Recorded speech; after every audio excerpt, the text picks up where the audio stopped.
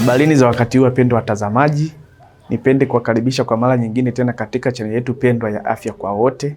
Na siku ya leo somo letu linazungumzia jinsi ya kutunza na kuhifadhi PEP au PrEP tunapokuwa nyumbani. Siku zote tunatambua kabisa wale watumiaji wa hizi dawa wanapewa dawa kwa mwezi mzima kwa ajili ya kwenda kutumia wanapokuwa nyumbani. Na ni kitu gani kikubwa ambacho wanatakiwa kuzingatia katika swala zima?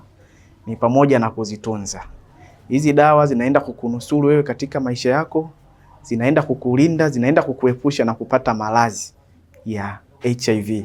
Hivyo basi, ili ziweze kukusaidia, ziweze kukutibu, ziweze kukunusuru, unatakiwa uzitunze vizuri ili ziweze kumaintain ubora, usalama, ufanisi pamoja na kuhakikisha zinakusaidia katika mambo yako.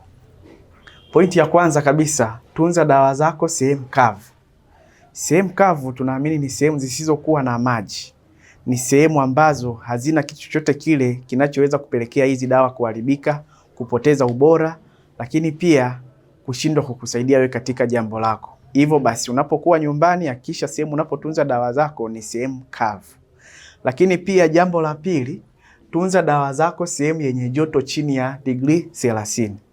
Siku zote huwa tunazungumzia swala zima la utunzaji wa hizi dawa, na ndio maana ukienda hospitalini utakuta hizi dawa zimetunzwa katika mazingira ambayo ni salama, lakini pia ni joto la kawaida ambalo halijavuka kiwango cha degree 30. Hivyo basi unapokuwa nyumbani kuna mazingira ambayo unaweza kukuta yanakuwa na mwanga wa jua wa moja kwa moja ambao unaenda kudisintegrate zile dawa. Jitahidi sana utunze dawa zako chini ya kiwango cha degree 30.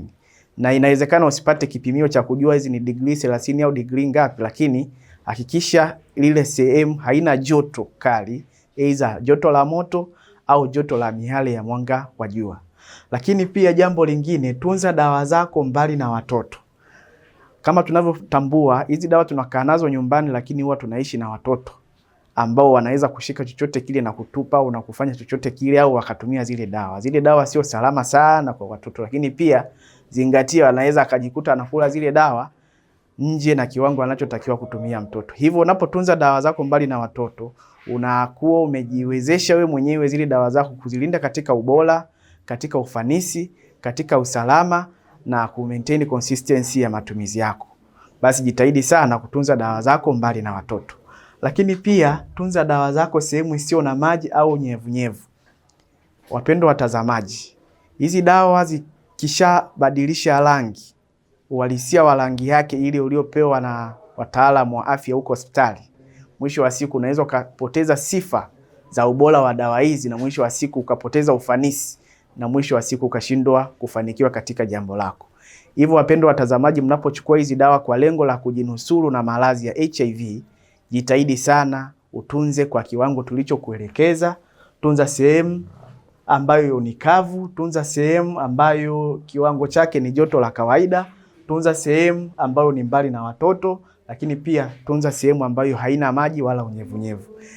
Wapendwa watazamaji, nipende kuwashukuru, niwakumbushe kusubscribe channel yetu, kulike, kucomment, lakini pia namba ya simu inayopita hapo chini unaweza ukapiga kwa chochote kile unachotaka kujua zaidi. Asanteni kwa kunisikiliza.